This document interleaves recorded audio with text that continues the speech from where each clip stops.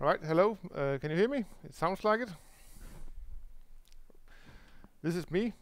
My name is Jan. I am the cloud and automation architect at DFDS.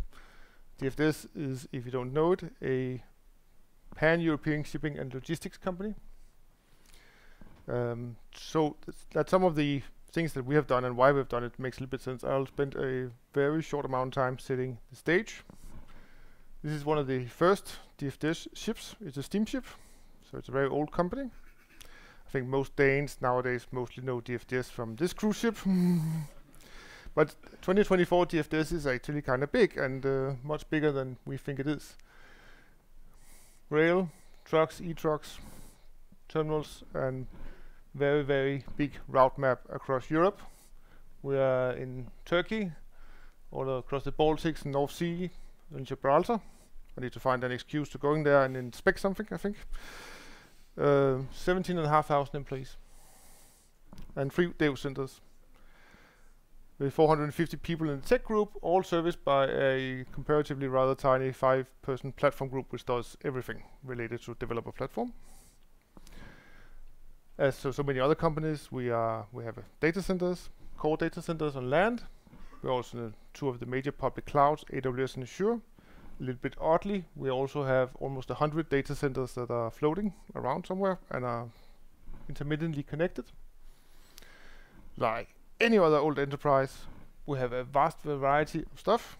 We have the hyper-modern microservices, serverless, ranging all the way to really old stuff, quite a few Visual Basic 6 two-layer applications, and a bunch of third-party appliances where I have no effing idea what they are and what they do and how to instrument anything. This will be an interesting journey. I'll spend the next 15 minutes. It'll be a very fast talk running over these 4 topics. So in business speak, what were the drivers for us even starting this journey? We want to be cost effective. The margins in logistics is surprisingly small. We want to be very effective. We also want to improve incident detection and resolution time. One second. Yep. We also want to be more effective in resolving incidents, as I think if anyone has ever sat through an incident call where there's 45 people washing their hands at the same time, you can probably relate to that. This is not a highly regulated industry, fortunately, so we don't not like a bank, or when we're not like a aerospace manufacturer, and we don't quite have all these high requirements, but we are seeing growing regulatory pressure, especially within cybersecurity, and I think that's a really good thing, actually. But let me try to translate those business needs to something that we can actually build a project on.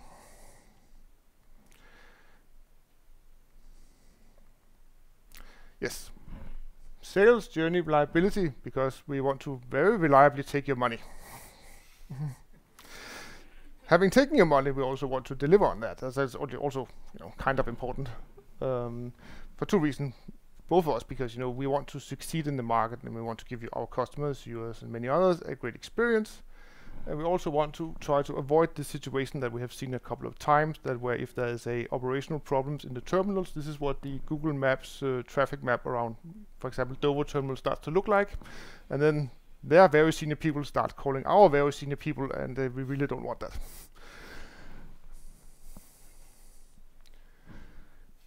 The first priority, yes. That was not actually given any priorities. Do all of this. Spend less money. And reduce complexity. That's also an important thing. But I want to go back a little bit to, what is our main actual problem? And that is that DFDS is a very heterogeneous, very big organization across multiple countries. When I joined DFDS as a distributed systems engineer in 2018, there were very, very few microservices. They were not on the critical production path. And basically it was just mostly monoliths doing database calls to itself. But the picture now is very, very different. DFDS is unifying, standardizing, and there are many, many API calls crossing business units, which means it's also a much bigger problem to find the root cause if something goes wrong. The example I have here is just that, okay, so we have a very long call chain. It's crossing 4 tribes, maybe 5, who knows. What's going on? Why is this request failing? That's actually our chief problem, figuring out why it fails. And sometimes it's not a matter of things failing and you get an immediate response by some curve immediately going up. You can also have we've had an interesting case last year where there was a bug in some old Java system. It started sending a few bytes of spaces to another Visual Basic applications. And so it went, okay, one message comes over and the Visual Basic things goes, what you're talking, so empty spaces to me, I will send you 3 empty spaces back. The other application goes, empty spaces, I will send you an empty space for each one you said. And the other went, I will send you 9 empty spaces now. All right. And there were 2 interesting things about this that surprised me. The first one was this can actually go on for a very, very long time. Considering the exponential growth of that curve, it took quite a few hours before things started tipping over. The other thing is, and I will leave it up to your imagination to wonder how this could be, why was the end result that there was no cooling truck capacity left anywhere in Denmark? But try to figure that out when you have no observability and it's all Visual Basic 6.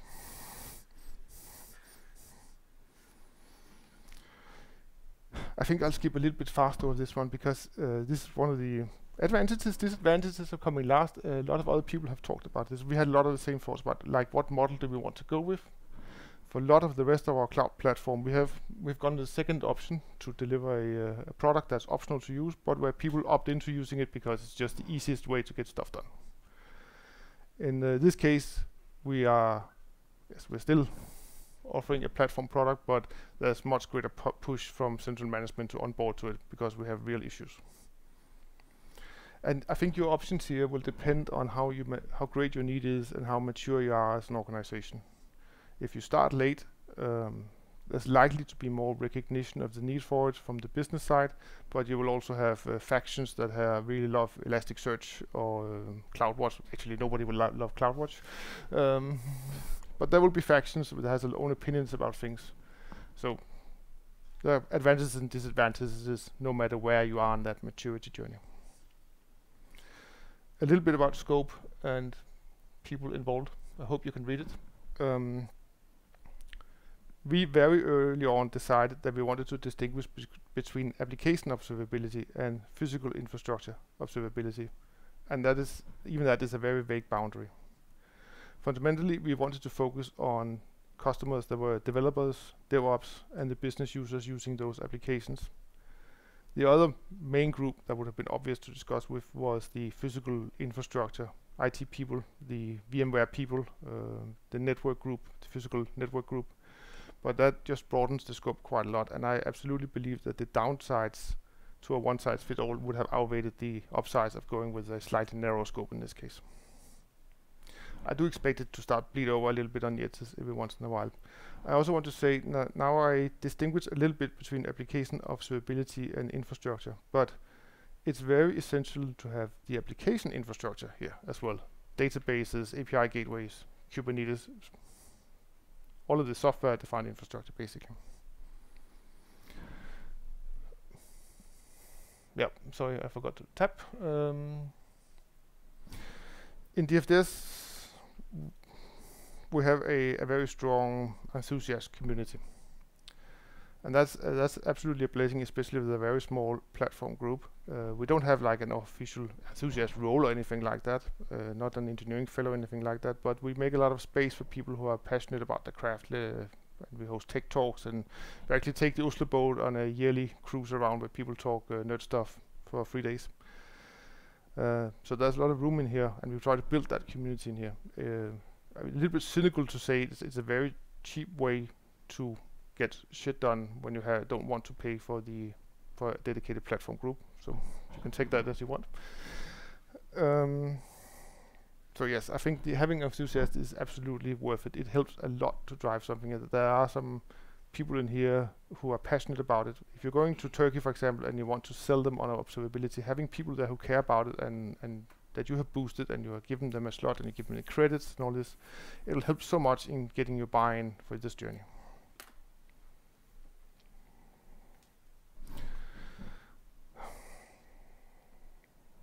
So you will notice that there is no center of excellence here.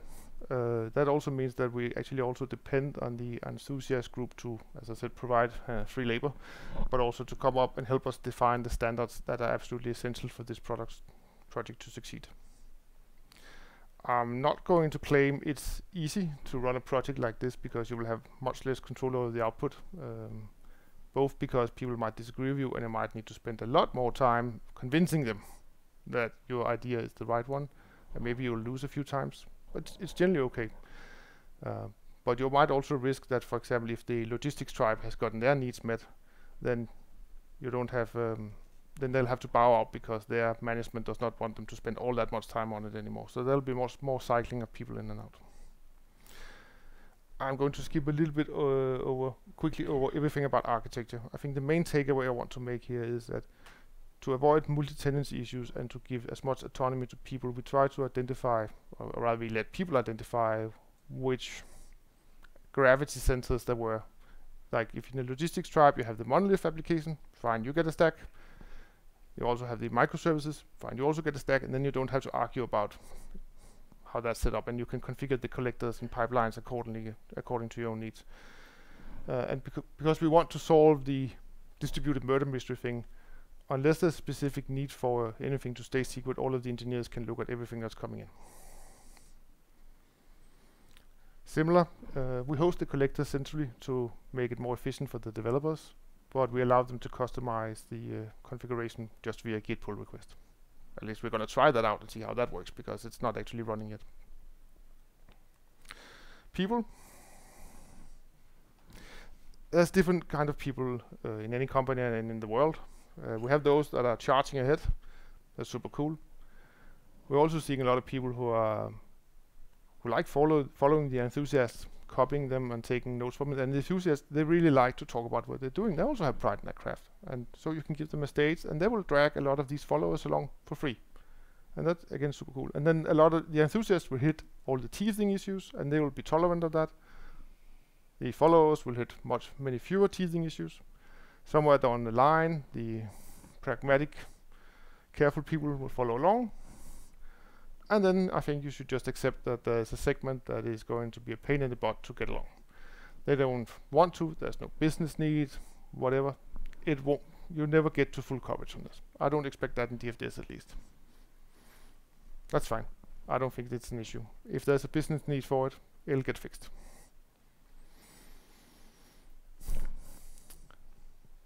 We did plan out a lot of this. If you go back to what I said about the first priority here, cost efficiency, the idea was that we wanted to basically set up Grafana Cloud and let people onboard to it, and then let people shut down all of the legacy and shadow IT observability solutions as quickly as possible, saving us money.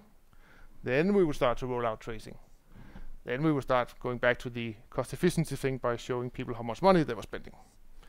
Then we could start with Isolized and LSO. It is all great plans. And then it ended up with the vessels at the end, because that's actually the hard part here, with those floating things that are only connected every a few hours, maybe 7 days.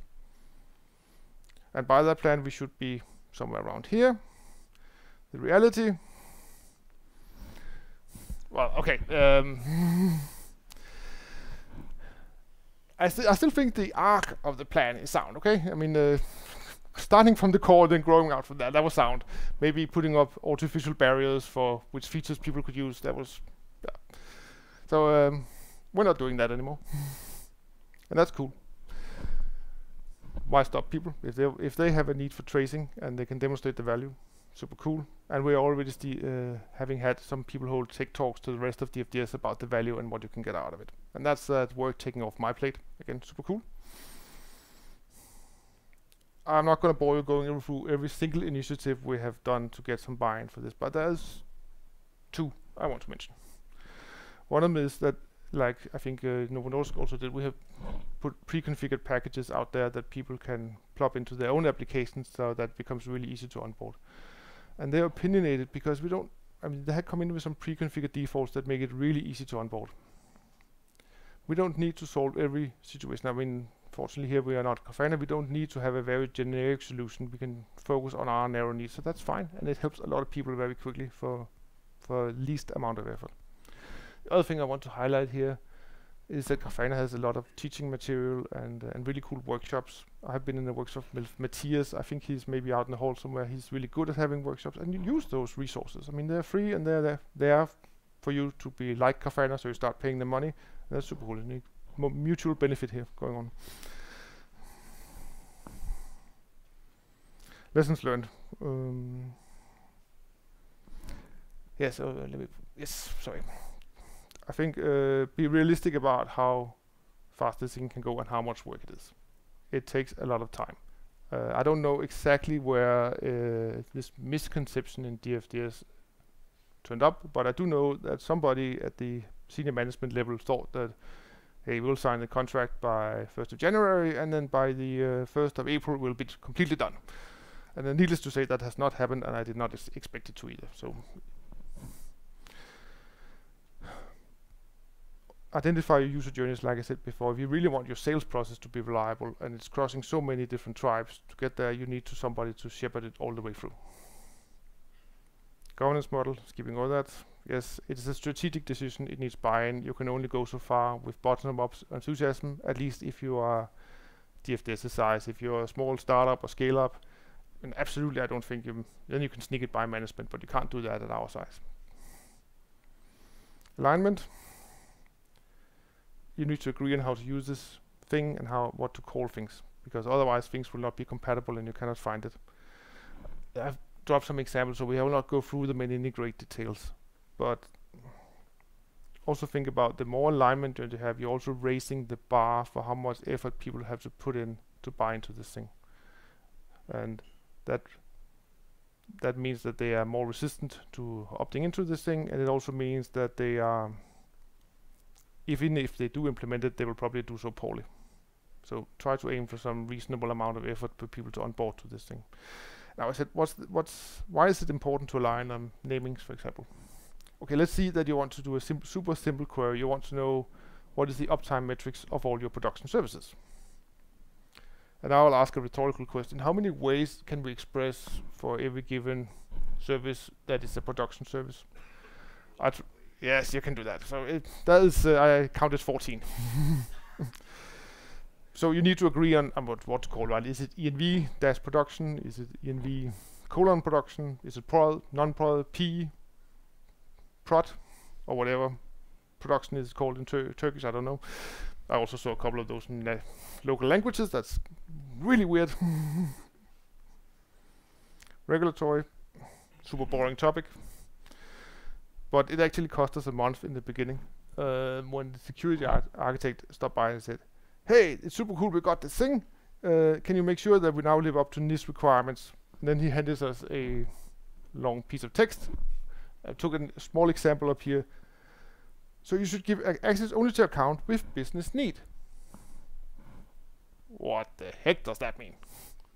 I don't know.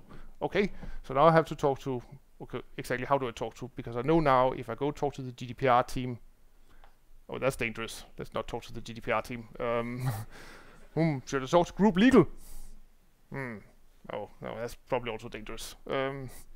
They ended up getting the CTO to sign off on that he accepted the global reach thing that I mentioned earlier, simply based on giving him an estimate of a more granular access solution and how much engineering effort it would take for people to have some sort of opt-in. So that's don't do that.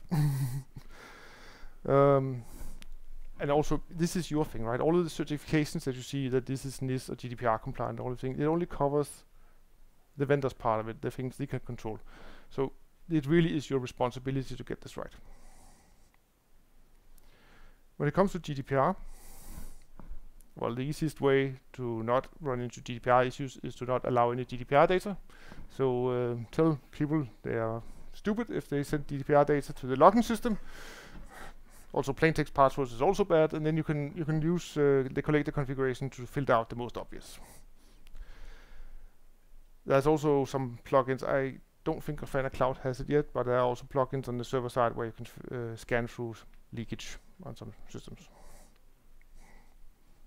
Financial, also boring, but still interesting. I was kind of surprised, and I think everybody is, that no matter. I mean, you do an estimate, right? You go through and count. I think I probably have. I'll have 500,000 metric series. Yep, you'll have at least 4 times as much, maybe 10. Now the positive side is that an incredible large proportion of that is complete garbage, worthless garbage. So there's plenty of room to optimize as long as you set aside some time to actually do that. I'm really running out of time now. There's tools available. Use them. One example here is that a lot of the pre-built tooling you will get, right? It has a ton of metrics points that it sends out, and then you can use adaptive metrics on Grafana Cloud to find out how much are we actually not using. Well, we're not using 99% of the thing we're actually paying full price for. You know, every one of those 26,000 metrics is actually costing you money, and you're using 1% of them. Great. And some of them are really over-configured, in my opinion. I saw one that had host IP, host name, fully qualified host name, file path it was running from, file path it was loading the configuration from. And every one of those escalates into cardinality explosion, so it runs up really quickly. Yeah. Set up a showback loop or feedback loop so you can see your cost. You're going to use Grafana for that. Practical. We've had some issues mixing old and new. I don't think I have a one-size-fits-all solution to this, so just be aware it might happen if you run some of the old stuff and you put a collector in that scrapes both old and new stuff. There's some issues. Use, as somebody also mentioned, notes, it was a really great tip to say that you can chain collectors and you can apply configuration to them, so you can do a lot of local processing. Really use metrics over logs wherever possible. It is much cheaper to send a series of numbers than to have a lot of log lines that say the CPU load is now 50%, the CPU load is now 60%, the CPU load is now 55%. Why are you laughing? It's not a joke. Yes, remember your infrastructure. And I was told I need to have a call to action slide at the end. So this is it. It is my claim that modern architecture, especially in enterprise, is really complex. Yes, Dali created that one. And I think none of us would want to fly a modern airplane if there were no readouts for the pilots or anything like that. So I think it's fairly self-obvious that we want to have some insights in the instrumentation in how our software is working. And I think that in a lot of cases, you will pay a lot more money if you don't have a observability strategy and implementation. I went 5 minutes over time. I don't know if we have time, otherwise I'll also be at the networking later. So, yeah, let's do that first.